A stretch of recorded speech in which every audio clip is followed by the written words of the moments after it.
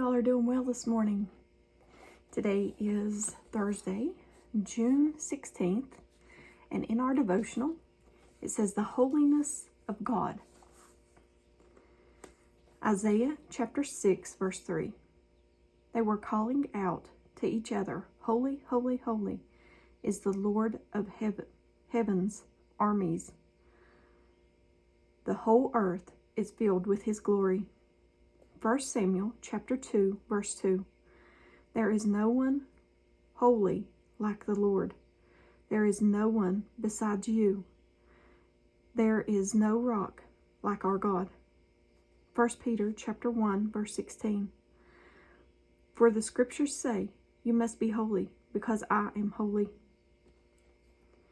Exodus chapter 15, verse 11. Who among the gods is like you, Lord? Who is like you, majestic in holiness, awesome in glory, working wonders? Isaiah chapter 43, verse 15. I am the Lord, your Holy One, Israel's Creator and King. Revelation chapter 15, verse 4. Who will not fear, O Lord, and glorify your name? For you alone are holy. All nations will come and worship you, for your righteous acts have been revealed. Isaiah chapter 5, verse 16. The Lord of heaven's armies will be exalted by his justice. The holiness of God will be displayed by his righteousness. In Psalms chapter 99, verse 5. Exalt the Lord our God and worship at his footstool. He is holy. And at the bottom, it says, God's holiness expresses the essence of his whole entity. He is not like people. He is without sin, absolutely perfect, totally different. That is why the angels and the heavenly beings sang his praises. Holy, holy, holy is the Lord. When you enter the holy presence of God, you know he is greater than you've ever imagined. His holiness is overwhelming. When you look at it, it leaves you in awe of the holy God. And God is holy. And just as his word says, I know a lot of people don't like hearing me say this, but let's read one of these scriptures again, because this is God's word and it's important. Let's read 1 Peter chapter 1, verse 16. It says, for the scriptures say, you must be holy because I am holy. Let's read that again. For scriptures say, you must be holy because I am holy. It's right here.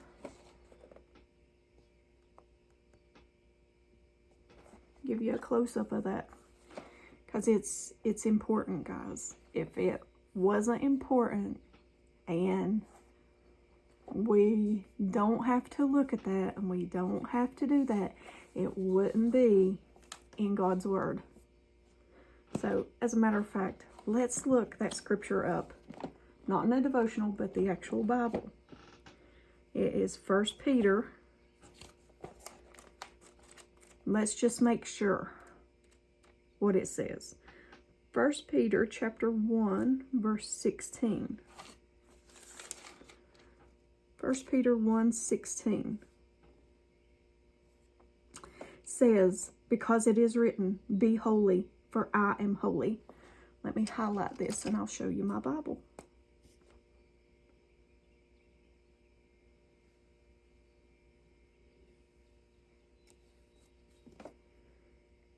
The actual verse. Okay, it's the one highlighted on this side.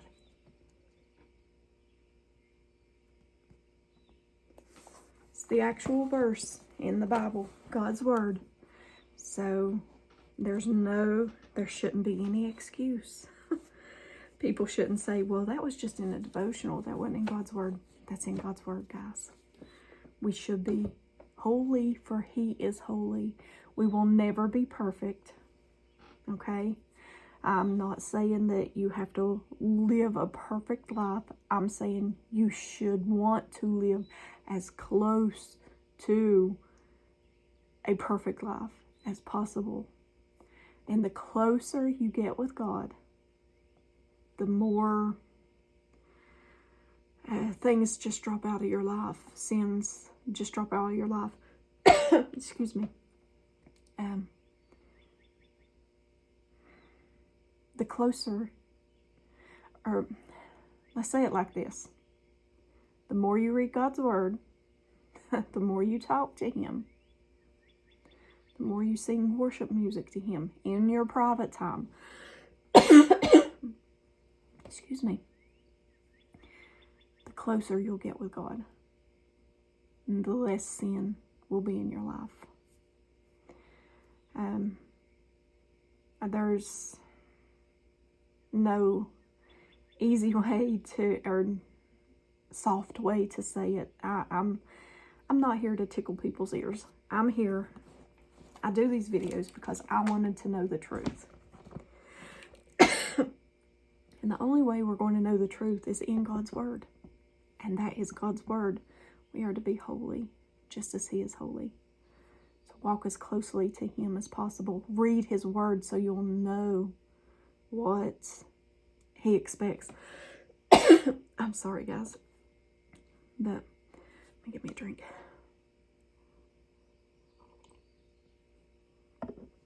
Sorry.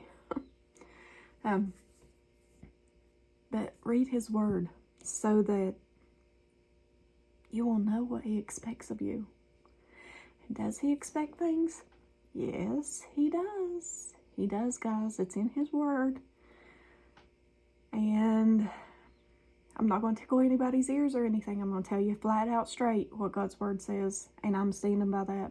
I know I've been getting negative feedback on things like reading God's word, which still blows my mind because it's not a work. But you can. Okay, let me try to explain it like this. I know a lot of people say and use the scriptures that no one can pull you out of God's hand. And that scripture is correct. No person or thing, Satan, nobody can pull you out of God's hand. Nobody can take your salvation from you.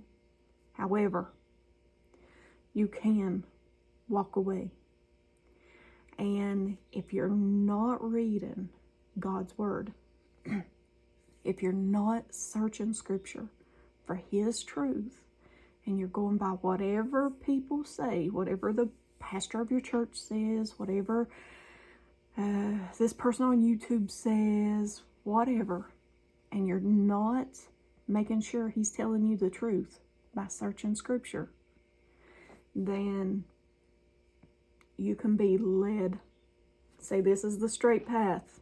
Remember, straight and narrow is the path, and few find it. And this is the reason why few find it. Straight's the path. If you're not seeing if these people are telling you the truth, and you're listening to everything they say and they're not telling you the truth, then you start going off into that broad path and off from the straight and narrow, because you're not searching scripture for the truth yourself. You can say that's works if you want, but I'm sticking to what God's word says, and you can fall away. That's just like following a false doctrine. You can, and it's you that's doing it. It's you that's doing it. It's not, just as scripture says, no person, no Satan, no demon, nothing can pull you out of God's hand, but you can choose not to search scripture and find the truth for yourself and be led astray. And that is scripture also. So, gives you a little something to think about this morning. I know I've kept you all too long. It's already been 10 minutes. But I love you guys very, very much. And if I didn't love you, I wouldn't worry about telling you the truth. The truth is right here in His Word. Do I live a perfect life? No, I make mistakes all the time. We are human. We still have this flesh. We're human. We're going to make mistakes. We're going to make mistakes. But I don't live in habitual sin. I don't repeat the same sins over and over and over again, knowing that it's sin. Because then Scripture says, then there's no more sacrifice for sin. Read God's Word. And that's a serious statement. Serious. Read God's Word, guys. I can't stress that enough. I love you guys very much. And when I get bad comments, I just delete them. But I am going to tell you the truth. I'm going to tell you what's in God's Word. I'm not here for tickling the ears, or, as my husband would say, tickle me Elmo preachers. Or but I'm not here for that to